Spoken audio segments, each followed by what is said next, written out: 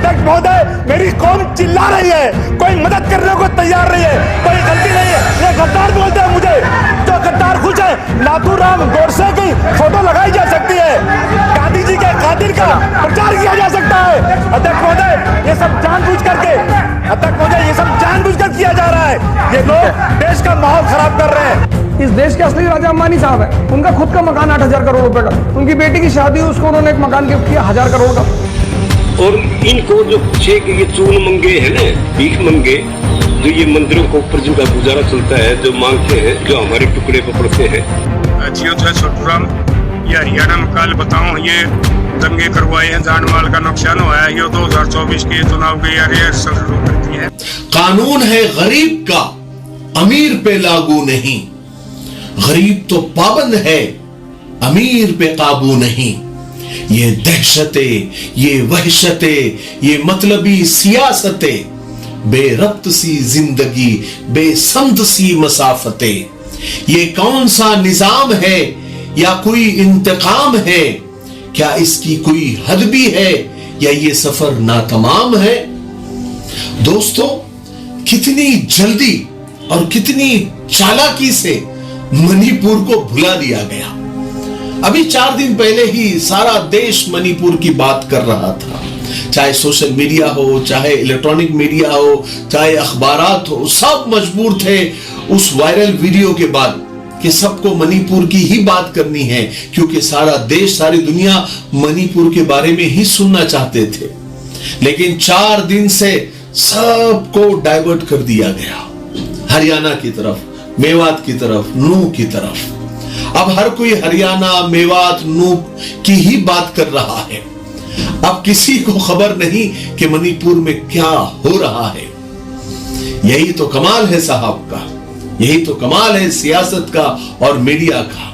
लोगों को किस तरह फुद्दू बनाया जाए, लोगों को कब, किस तरह और क्या दिखाना है और किस वक्त दिखाना है, सब उनके दिमागों में तय होता है, प्लान होता है, और सही वक्त पर बाजी पलट दी जाती है और आवाम सर खुजाते रह जाते हैं कि आखिर हो क्या रहा है। और रही मीडिया की बात, तो राहुल गांधी ने एक बार बहुत सही कहा था, हम लोग उससे सहमत हैं। के जो चैनल है ये भी नफरत फैलाने का काम करते हैं।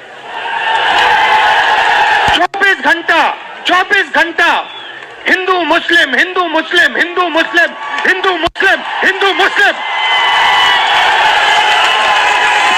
ये सच्चाई नहीं है भाइयों और बहनों। मैं चला हूं कन्याकुमारी से यहां तक, ये सच्चाई नहीं है। ये मीडिया में चलाया जाता है, फैलाया जाता है। ये देश एक है। बिल्कुल, आज भी हिंदू मुसलमान ही कर रहा है मीडिया। मैं आपको मीडिया का एक खेल बताता हूं। इतने मतलब गंभीर हालात के अंदर भी उसको कोई परवाह नहीं है, वो बस घी डालने का ही काम कर रहा है, केरोसिन डालने का ही काम कर रहा है। मैं आपको बताता हूं कि जुमेरात को एक मीटिंग हुई, पुलिस मीटिंग जिसको कहते हैं, कि शांति कैसे बहाल हो, अमन कैसे आए, हालात कैसे सब कुछ ठीक ठाक हो, हरियाणा में फिर दंगा ना भड़के, भाईचारा खराब ना हो। तो पुलिस वालों ने दोनों समाज की मीटिंग ली, जिसमें उलमा को, मुसलमानों को, उधर से हिंदुओं को और जाटों को, यानी सब लोगों को जमा किया और एक अमन कायम करने के लिए, शांति कायम करने के लिए एक मीटिंग की। पुलिस ने दोनों पक्षों को समझाया, बुझाया, अच्छी मीटिंग की। चूंकि कल जुमा था, इसलिए इमामों से, उलमा से भी पुलिस ने दरखास्त की कि इस जुमा में मस्जिदों में ज्यादा भीड़ ना हो। आप कुछ ऐसा करें कि लोग अपने करीब की मस्जिद में ही नमाज पढ़ ले या घरों में नमाज पढ़ ले, ताकि शरारती लोगों को फसाद करने का, दंगा करने का मौका ना मिले। हरियाणा के उलमा ने और इमामों ने ये फैसला किया कि ठीक है, इस जुमा में हम ऐलान करते हैं। उन्होंने ऐलान भी किया कि भाई इस बार का जुमा जो है अपने करीब की मस्जिद में पढ़े, ज्यादा भीड़ न करे, और हो सके तो अपने घरों में पढ़े, जैसे कोरोना में किया गया था, अपने करीबी मस्जिद में पढ़े। एक मस्जिद में ज्यादा भीड़ न करे ताकि हालात पुरअमन रहे और किसी को कोई फसाद बर्पा करने का मौका न मिले। और हुआ भी ऐसा, जुमा का दिन बिल्कुल इत्मीनान के साथ, अमन के साथ गुजर गया। कितनी अच्छी खबर है। यानी दोनों पक्षों की तरफ से सपोर्ट हुआ, दोनों ने मिलकर मशवरा किया और फिर हालात पुरअमन हो गए और उलमा ने, इमामों ने भी सपोर्ट किया। तो अब बताइए, मीडिया चाहता तो कितनी अच्छी हेडलाइन लगा सकता था कि देखो इमामों ने कितना अच्छा ऐलान किया, कितना सपोर्ट किया, कितना माहौल बनाने में मदद की, वगैरह वगैरह। लेकिन इनकी मक्कारी देखिए, इनकी अय्यारी देखिए, इनकी नफरत देखिए कि जहनों में स्टूडियो लेकर बैठे हैं लेकिन दिलो दिमाग में नफरत है इनकी। इनकी हेडलाइन देखो, दंगाइयों पर बुलडोजर चलते ही कांप उठा मौलाना, ऐलान किया कि कोई भी मुसलमान मस्जिद में ना आए। यानी हद होती है बेशर्मी की, बेगैरती की। इसीलिए तो अब सब कहने लगे हैं कि असल मुजरिम मीडिया ही है, गोदी मीडिया ही है। अस्सलामु अलैकुम, मैं हूं मोहम्मद शुजाउद्दीन। नाज़रीन, आप मेरे हाथ में ये जो देख रहे हैं ये है तकमीली तलबीना। तकमीली तलबीना ताकत, सेहत और शिफा के लिए सुन्नत और तिब्ब नबवी का बेहतरीन नुस्खा है।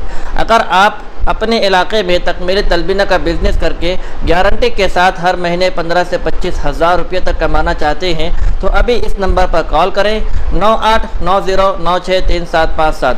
मेरी अपनी कंपनी है Takmili food products private limited, Malegaon, India.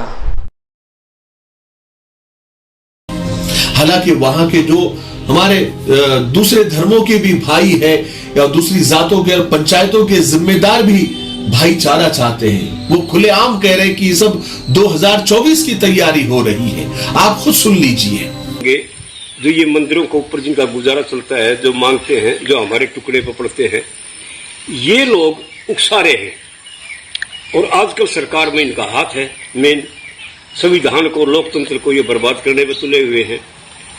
हमारा इस दंगे फसाद से कोई मतलब नहीं है, कोई लेना देने नहीं है। हमारा भाईचारा बना रहे, हम अपने भाईचारे के साथ हैं।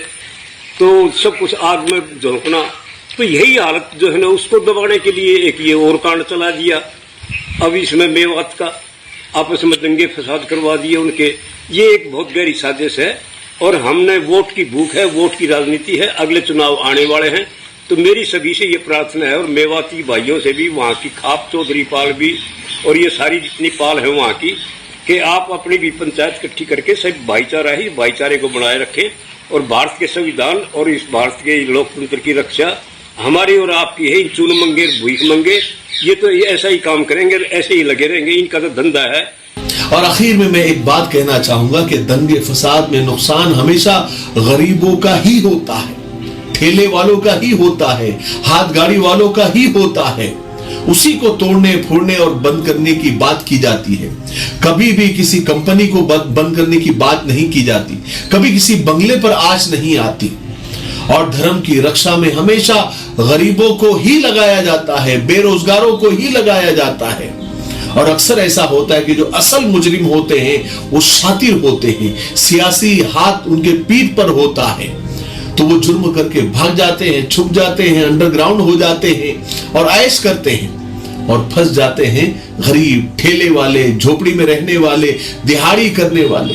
अब देखिए हरियाणा में बुलडोजर चल रहा है तो किसी कंपनी में नहीं चल रहा है, किसी आलीशान सोसाइटी पर नहीं चल रहा है, किसी बंगले पर नहीं चल रहा है, बल्कि झुग्गी झोपड़ियों पर ही चल रहा है। हर हाल में मरता गरीब ही है, मरना गरीब को ही है। गोया गरीब ये कह रहा है कि हमारी सिसकियां भी छीन लेते हैं, हमारी हिचकियां भी छीन लेते हैं, वो कर्जा भी हमारे नाम का लेकर हमारी रोटियां छीन लेते हैं। देखिए ये नेता लोग धर्म की तो बात करते हैं, धर्म की रक्षा पर लोगों को उकसाते भी हैं, लड़ने मरने और मारने की बात तो करते हैं, लेकिन इनकी खुद की औलाद, इनके खुद के बच्चों को इन सब झंझटों से दूर रखते हैं, सेफ रखते हैं, क्योंकि वो तो उनके बच्चे हैं ना। उनके बच्चे, उनकी औलादें तो लग्जरी लाइफ जी रहे हैं, अच्छे अच्छे और बड़े बड़े पदों पर फाइज है, अच्छे अच्छे और बड़े बड़े स्कूल और कॉलेज में पढ़ रहे हैं, या तो फिर बाहर यूएस यूके में है। उनकी औलादें न बजरंग दल में है, न वीएचपी में है, न हिंदू वाहिनी में है, न सड़कों पे नजर आते हैं, न आपको कहीं वो आगे आगे नजर